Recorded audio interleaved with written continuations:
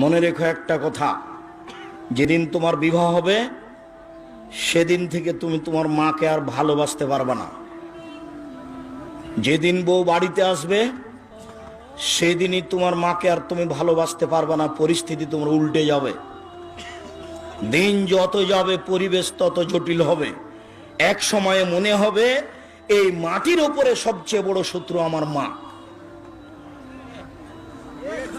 আর তোমার মা যা বলে সবই উল্টা কথা বলে, উল্টা বলে, এ কথাও ঠিক। আরে টাকা দিয়েছো তুমি ফল খেতে, টাকাটি তোমার মা তোমার বড় বোনকে দিয়ে পাঠিয়ে দিয়েছে। মা সেদিন যে টাকা দিলাম, ও টাকা খরচ হয়ে গেছে, কি করলেন? টাকা তোর বড় বোনকে দিয়ে দিয়েছি। আরে আমি আপনাকে ফল খেতে দিলাম, টাকা দিলাম ফল খাওয়ার জন্য, আর আপনি টাকা দিয়ে দিলেন মানে? অবাক। আপনার ছেলে আর আপনার বড় ভাইয়ের বড় বোনের ছেলে এক জায়গাতে খেতে বসেছে, তো আপনার মা বড় মাছের টুকরা আপনার বোনের ছেলের পাতায় তুলে দিয়েছে। এইটা আপনার বউ দেখেছে। এইবার রাতে, হ্যাঁ তোমার মা এরকম, তোমার মা তোমার বোনের ছেলেকে ভালোবাসে, আমি রান্না করলাম কষ্ট করে, বড় মাছের টুকরাটা তোমার বোনের ছেলেকে দিয়ে দিল, আমি এগুলো সহ্য করতে পারি না। কত কি! আপনি সন্ধ্যায় এসে দেখছেন আপনার মা বিছানে পেশাব করেছে, উঠতে পারে না, বিছান গন্ধ করছে। আপনি বলছেন, হ্যাঁ তুমি আমার মায়ের বিছানা পরিষ্কার করনি, আমার মায়ের চাদরটা ধুয়ে দাওনি। তখন আপনার বউ বলছে, তোমার মাকে তুমি দেখো, তোমার মায়ের বিছানা তুমি পরিষ্কার করো। ওই ঘরে ঢুকলে তোমার মা আমাকে অকথ্য ভাষায় গালি দেয়, আমি তোমার মাকে দেখবো মানে? আপনার মা অকথ্য ভাষায় গালি দেয়, এ কথাও ঠিক। নেন এবার কি করবেন?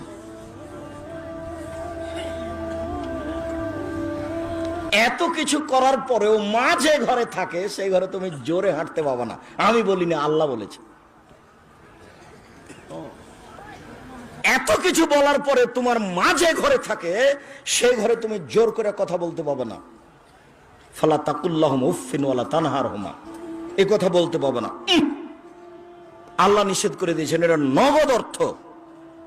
ঝাঁকি দিয়ে কথা বলতে পাবো না। হ্যাঁ আপনি এই করলেন সেই করলেন, একবারে টোটালে নিষেধ, আল্লাহ বলে দিয়েছে। অকফিজ লাহুমা জানাহাজুল, হাত নিচু করে যেতে হবে। মনে পড়ে না একদিন দৃশ্য নকল করছিলাম, মনে পড়ার তো কথা যে রাজশাহীর মেয়র এসেছেন নওদাপাড়ায় আমচত্বরে, তো শাহ মকদুম থানার ওসি এইভাবে দাঁড়িয়েছেন, এইভাবে দাঁড়িয়ে বলছেন, স্যার এখন কি করব স্যার? তা আমি তো দৃশ্য দেখে অবাক হয়ে গেলাম। আমি তো পাশে বসেছিলাম সেই দিন, যেটা ব্যাপার কি, এটা তো ছিল মায়ের জন্য, এইটা কি করে মেয়র পেল? এটা তো মায়ের জন্য ছিল, কিভাবে এখানে চলে আসলো? অথচ মায়ের সামনে এভাবে যাওয়ার কথা আল্লাহ বলছে।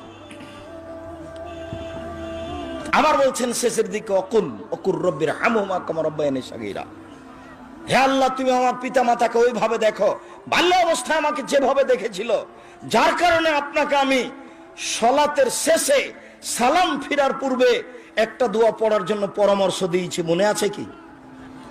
রব্বির হামহুমা কামা রাব্বায়ানি সাগীরা। আর এটা যেন মনে থাকে এর জন্য কি বলেছি বলেন তো দেখি? জাযাকাল্লাহ খায়ের। 2 রাকাত সালাত আদায় করতে হবে। 2 রাকাত সালাত আদায় করে আল্লাহকে বলতে হবে, আল্লাহ তুমি আমাকে এই দোয়াটা বলার তৌফিক দান করো, আমি যেন না ভুলি।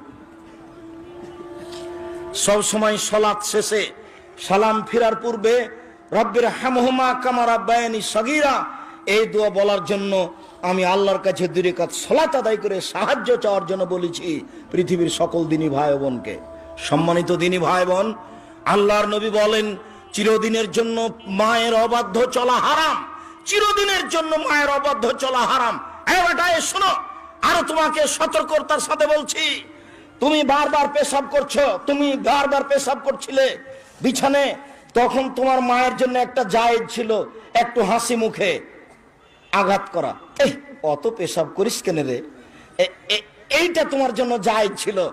এখন তোমার মা তোমার কোলে, তোমার মাকে তুমি এইভাবে বলতে পারো না, কি যে করি, এত পেশাব কেমনে পরিষ্কার করি, হ্যাঁ কি যে করি, যখন তখন পেশাব করছে, এরকম কথা বলার সুযোগ নেই।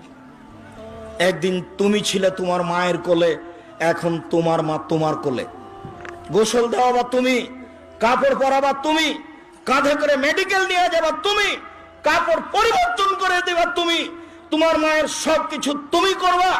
আল্লাহ তাআলা চিরদিনের জন্য মায়ের অবাধ্য চলা হারাম করে দিয়েছেন।